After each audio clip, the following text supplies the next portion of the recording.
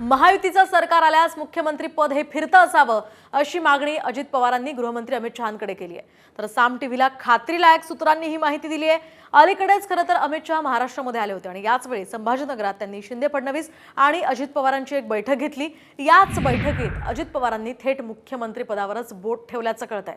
दरम्यान सत्तेच्या खुर्चीची ओढ किती अस्वस्थ करते तेच यातनं दिसत असल्याची टीका वडेट्टीवारांनी केली आहे।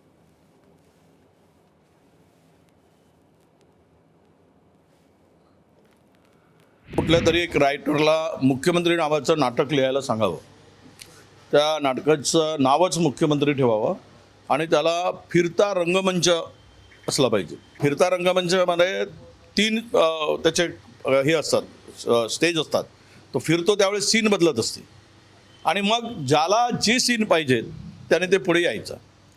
काय गंमत चालली आहे राज्यात, म्हणजे सत्तेच्या खुर्चीची ओढ माणसाला किती अस्वस्थ करते हे यातून दिसतंय।